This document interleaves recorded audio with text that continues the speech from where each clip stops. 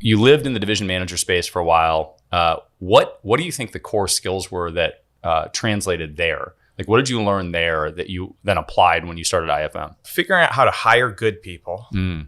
That was probably the first thing. The second thing is making sure that I could retain those people, because it's always a bummer when you don't manage someone well and you lose a good person. I kind of figured out through these personality profiles who would be strong to complement my skill set in maybe my own local operation, but then who had a similar skill set of mine to run other locations that we would open up. And so I think the hiring, the training, the motivating, just retention and relationship techniques, I think those served me very well, because that's exactly what I've used in all these different organizations since, building IFM Restoration with a couple of friends, to, a lot of the consulting I did with companies as well, helping them build out sales and recruiting and comp and, leadership development, all that.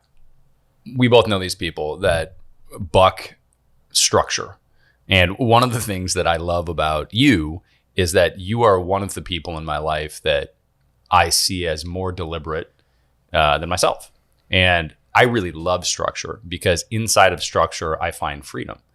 When I know that there's a pattern and I know exactly what the pattern is and I can follow steps to get there and get a predictable result, then stress disappears, because I'm not curious about if I'm doing the right thing or not. I can just follow the path, which is kind of what you're saying with the personality profile. Hey, I found the personality that I'm looking for. And maybe it's not perfect, but it's a huge step up.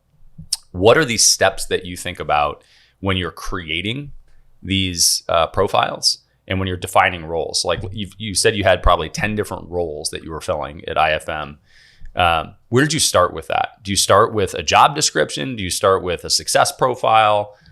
What does that look like for you? For me, what I did is I was like, all right, before we even interview you, here's the profile, here's the assessment. Take this so we can see if you fit the job description. And if you don't fit that job description, maybe you fit a different one that we weren't hiring for in that ad, but something about it attracted you. What I love that you said also is that if you do that for each of your roles, when somebody comes in and they match a profile that they didn't apply for, you're like, oh shit, that's the perfect profile, just not for this. That's right. Hey, check this out over here. Yep. Yeah, that's really good. And sometimes, by the way, it's hiring them because they can fit a bunch of different roles, but let's just get them in on this role. Let's just teach them the business, and then we can move them later. So the one thing that we also learned is when you find someone that has one of the what we could categorize, like it's not like good or bad personality. It's like great fit, medium fit, poor fit, right? So you find a great fit. Well, we don't have this right now, but we're gonna bring you on. We're gonna figure it out. We're gonna get you, like Jim Collins says, get the right people